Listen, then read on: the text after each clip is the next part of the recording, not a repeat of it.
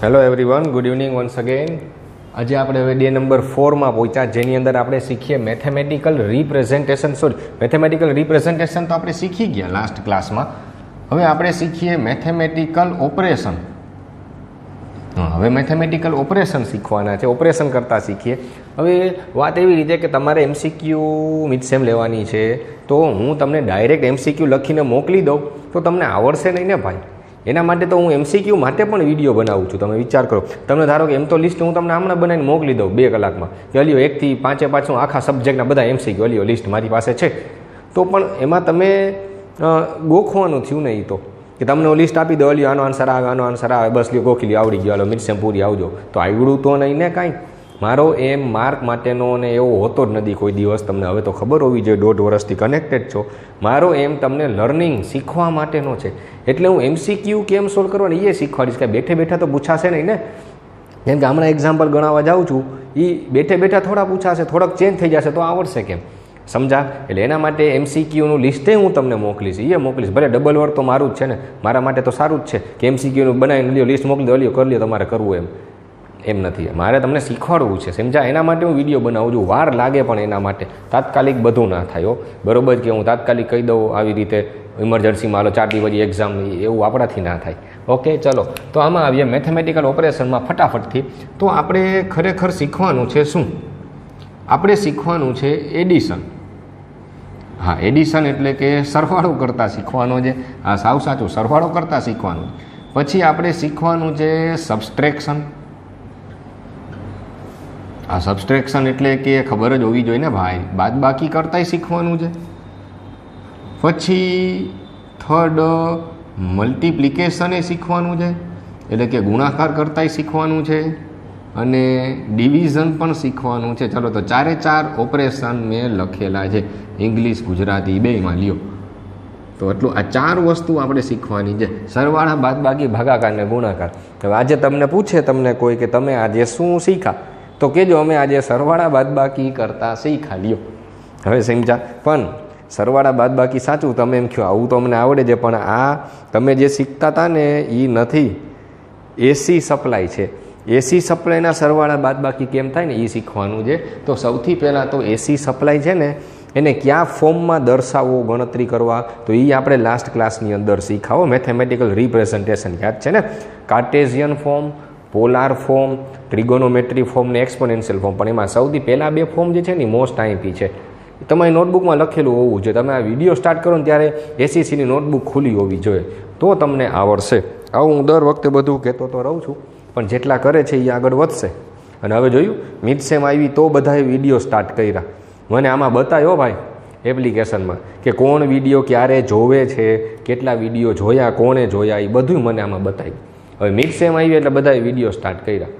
અમે અહીંયા 12 13 કલાક મહેનત કરી તમારા વિડીયો બનાવવા માટે, અને તમે ઘરે 1 કલાકે નથી કાઢી શકતા, તો આ બહુ ખરાબ કહેવાય ખરેખર. હવે બધાએ સ્ટાર્ટ કર્યા, ઘણા તો એપ્લિકેશને હવે ખોલી. હવે ખબર પડી કે મને આ સબ્જેક્ટ નથી આવતો, ના નથી આવતો, વિડીયો નથી આવતો, તો ભાઈ અહીંયા 300 સ્ટુડન્ટ બધાનું એકનું પર્સનલી અપડેટ કરવું પડે, તો વાર લાગે, ભૂલાઈ જાય. તો હવે તમારા ઉપર છે બધું, પરફેક્ટ વર્ક કરતા જાઓ. ચલો તો હવે એડિશન સબટ્રેક્શન શીખીએ.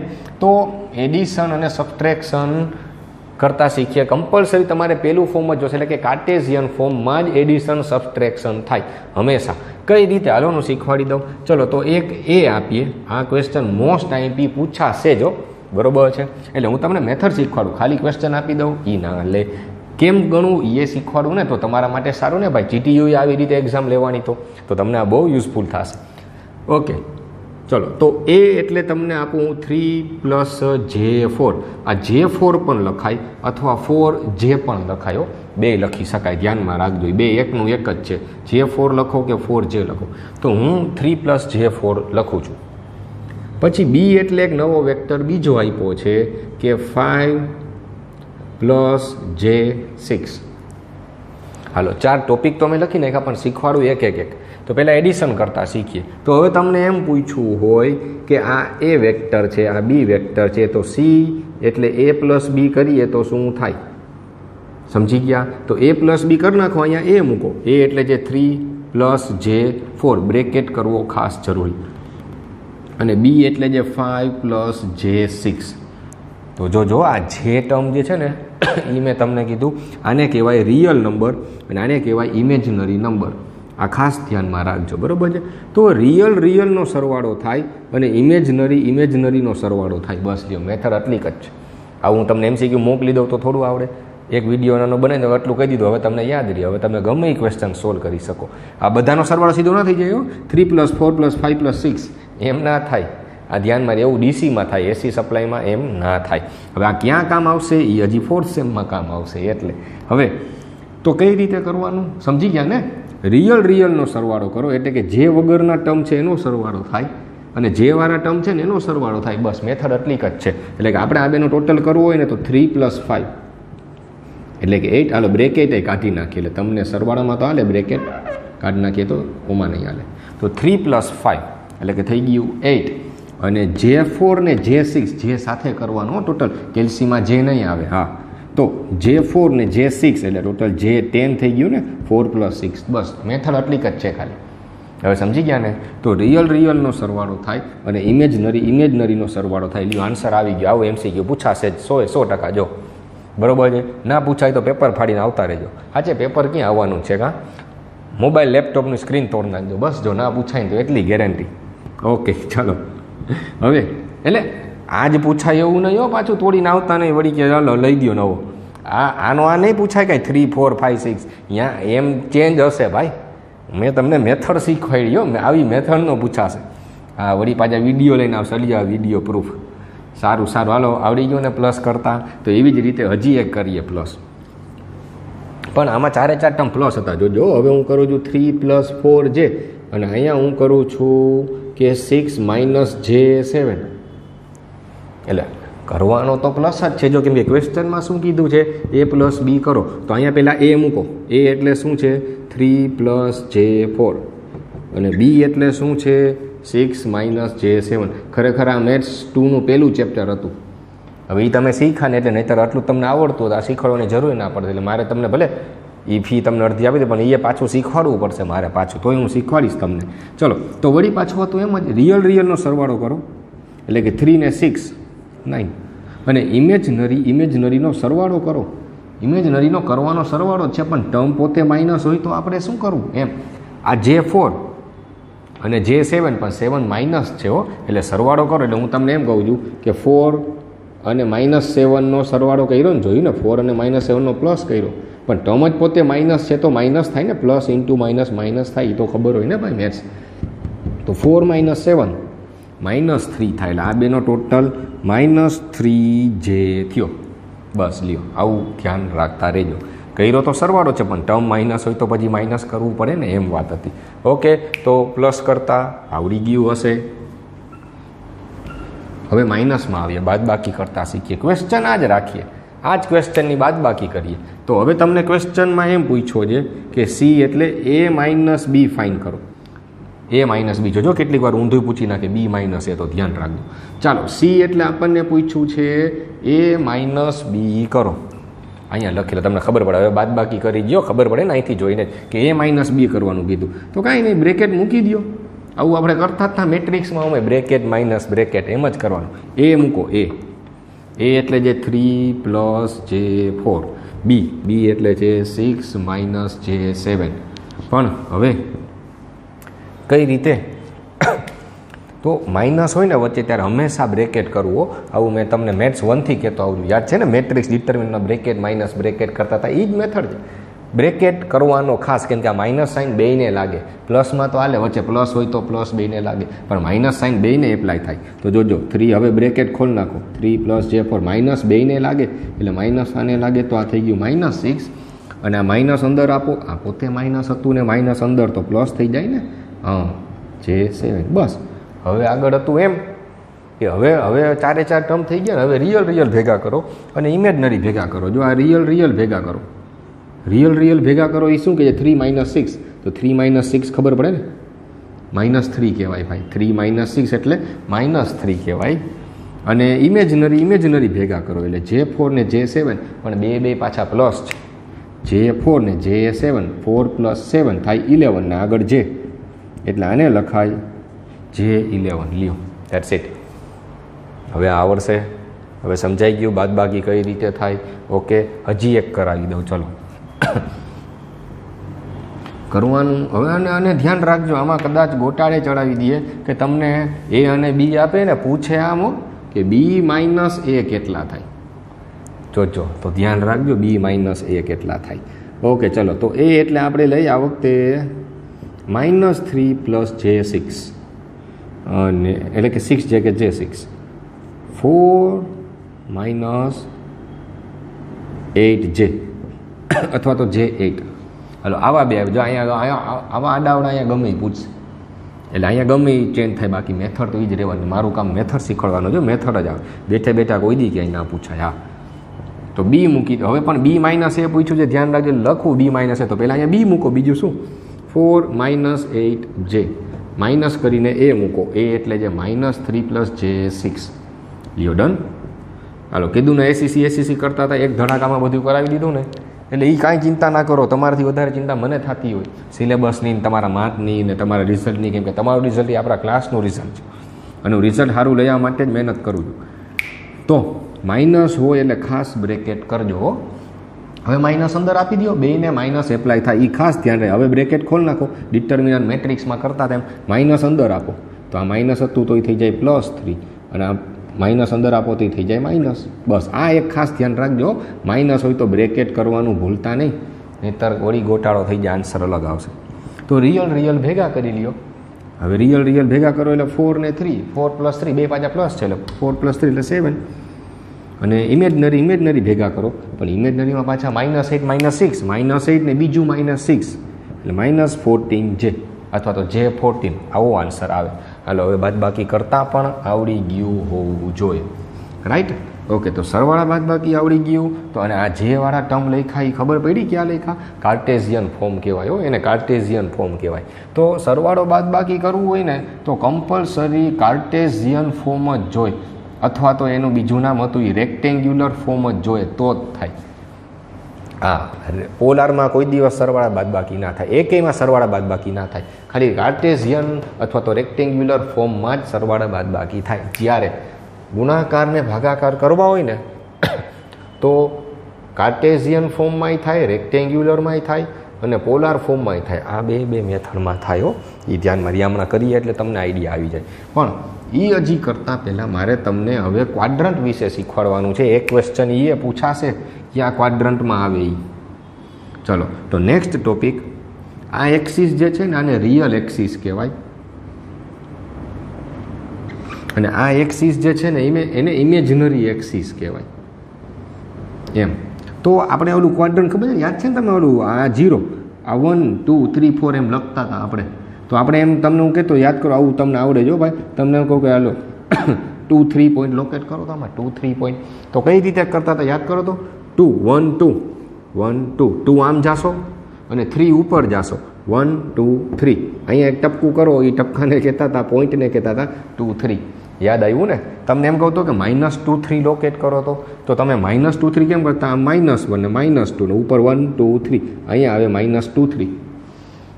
એમ જ કરવાનું છે. પણ આમાં છે ને આ બે રિયલ હતા, જો એક 2 હતું એક 3 હતું, બરોબર? આ તો આ બધાને રિયલ કહેવાય. હવે ખાલી એકમાત્ર ફેર, હવે સાથે ઇમેજનરી નંબર આવશે, બસ બીજો કાંઈ જ ફેર નથી, બરોબર? જો તો આને શું લખાય ખબર છે? આને લખાય 0, અને લખાય 1, અને લખાય 2, અહીંયા લખાય 3. આમ પ્લસ હોય હંમેશા, આ તો ખબર જ છે પહેલેથી હો ભાઈ, ટ્રિગોનોમેટ્રીના ટાઈમથી પહેલાં સેમેસ્ટરથી કરી. આમ પ્લસ હોય, આમ માઇનસ હોય, તોય લખાવું, તોય શીખવાડું. આ -1 -2 -3 અને વાય એક્સિસમાં ઉપર પ્લસ હોય ને, યાદ છે ને? ઉપર પ્લસ હોય અને નીચે માઇનસ હોય, તો ઉપર પ્લસ એટલે કે 1. પણ હવે આ ઇમેજનરી એક્સિસ છે એટલે આને 1J લખાય, અથવા ખાલી J લખો તો ચાલે, 1J 2J 3J. હવે એમ છે આ પ્લસ છે, પ્લસ છે, આ માઇનસ નથી.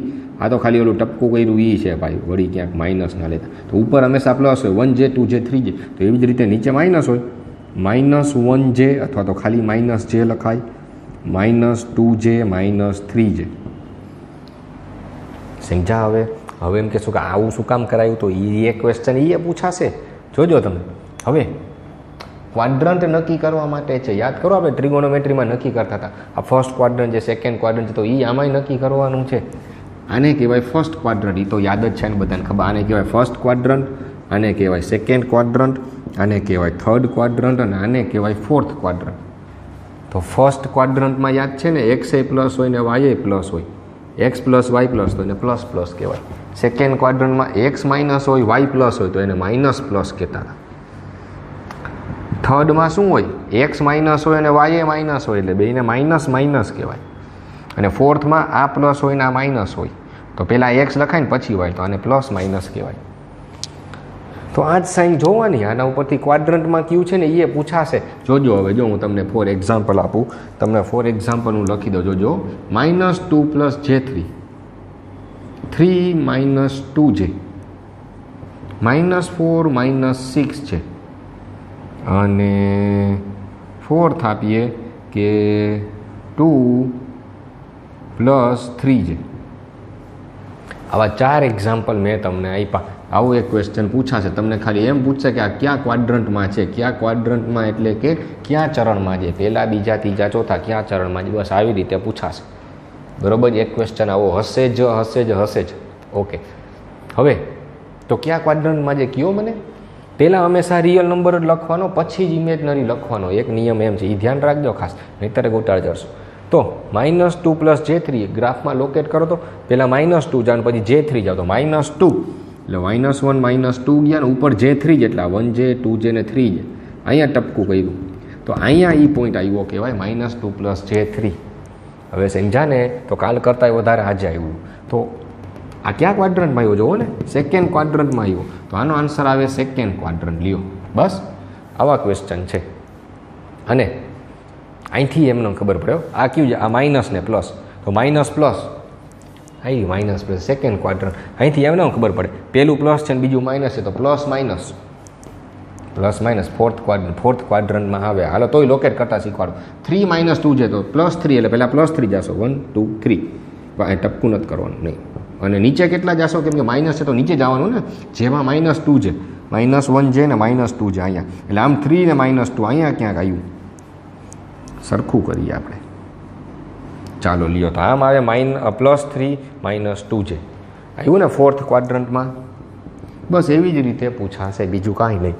હવે -4 - J6 બે માઇનસ માઇનસ, આમ -4 ને માઇનસ અમે અહીંથી ખબર પડે આ થર્ડ ક્વાડ્રન્ટ. પછી 2 ++, 2A પ્લસ છે ને 3A પ્લસ છે તો પ્લસ ફર્સ્ટ ક્વાડ્રન્ટમાં આવે. લ્યો આવડી ગયું. હવે તો એક ક્વેશ્ચન આ પૂછાશે. ઓકે. હવે આને થોડુંક અલગ કરીએ. હાલો હવે આ ગ્રાફને બધું ડ્રો કરી લેવું હો ભાઈ, વ્યવસ્થિત નોટબુકમાં પોઝ કરીને રિવાઇન્ડ કરીને.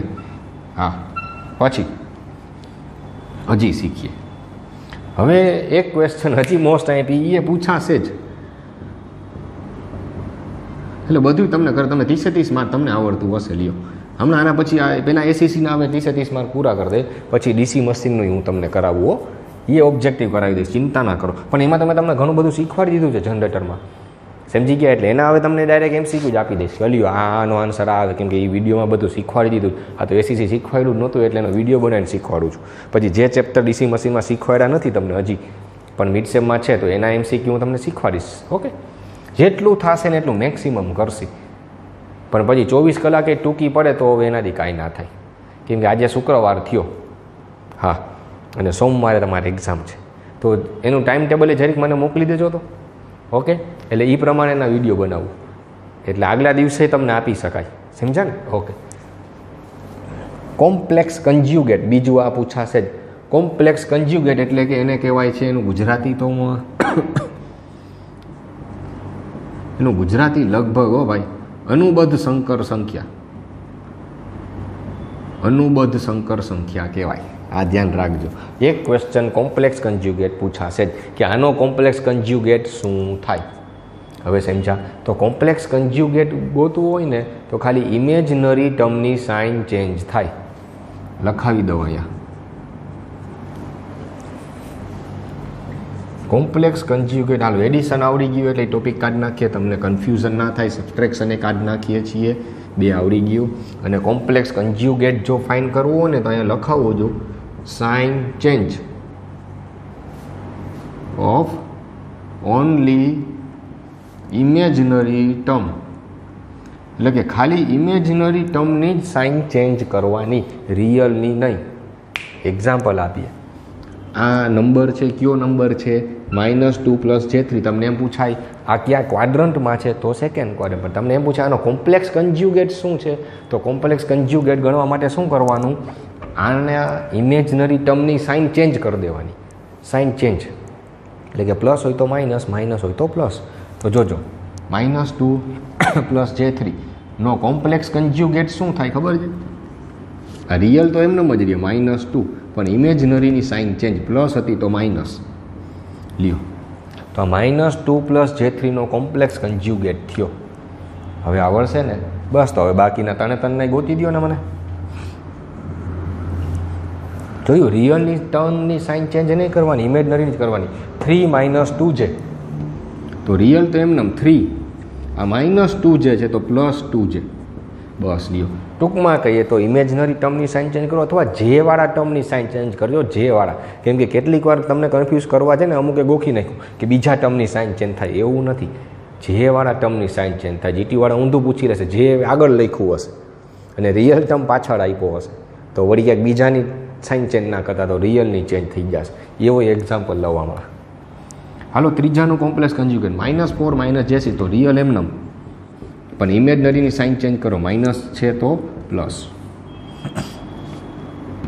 રિયલ 2, તો રિયલ 2 એમનેમ, પણ આ +3J છે તો -3J. તો આ ચારે ચારના કોમ્પ્લેક્સ કન્જ્યુગેટ મેં બનાવી દીધા તમને. હાલો, ડન. આ નંબર, આ એનો કોમ્પ્લેક્સ કન્જ્યુગેટ, અને અથવા આ નંબર એનો કોમ્પ્લેક્સ કન્જ્યુગેટ આ કયો, તો એકનું એક જ થયું. હવે સમજાઈ ગયા? ઓકે, તો કોમ્પ્લેક્સ કન્જ્યુગેટ કરતાં આવડી ગયું. ખાલી ઇમેજનરીની જ સાઇન ચેન્જ થાય. જોજો, ફોર એક્ઝામ્પલ તમને છે ને આમે પૂછે -3J + 6 નો કોમ્પ્લેક્સ કન્જ્યુગેટ શું થાય? જોયું ને, આ જીટી. આવું ડિટેલ તમે શીખવાય ને તો તમારે ધ્યાનમાં આવે, નહીંતર આવું કોઈને ધ્યાનમાં ના આવે. કાંઈ શું ચેન્જ કર્યું કોઈ કહી શકે છે? ઇમેજનરી ટર્મને પહેલાં લખી લીધો, જો ખાલી 3J. એટલે ગોખણિયા શું કરે ખબર છે? બીજા ટર્મની સાઇન ચેન્જ કરો એટલે આન્સર આવ્યો -3J - 6. હાલો, આન્સર ખોટો. કેમ કે એને જો કર્યું શું? રિયલ ટર્મની સાઇન ચેન્જ કરી નાખી. એવો નિયમ નથી ભાઈ, ધ્યાન રાખજો. ઇમેજનરી ટર્મની સાઇન ચેન્જ થાય. ઓકે, તો આને પહેલાં વ્યવસ્થિત ગોઠવાય કે આ ખરેખર ક્વેશ્ચન આમ એને ભલે ને આમ આપ્યો, આપણે સીધો ગોઠવો આપણે આવડે જેમ કે પહેલાં રિયલ નંબર લખાય 6 અને પછી લખાય -J3, 3J અથવા J3. અને હવે એનો કોમ્પ્લેક્સ કન્જ્યુગેટ ગોતો. તો આનો કોમ્પ્લેક્સ કન્જ્યુગેટ શું થાય? 6 એમનેમ અને 3J પ્લસ થઈ જાય, માઇનસવાળું પ્લસ. તો આ સાચો આન્સર કહેવાય, આગળનો નહીં. એટલે યાદ રાખજો, ઇમેજનરી ટર્મની સાઇન ચેન્જ કરજો, જે વાળા ટર્મની સાઇન ચેન્જ કરજો.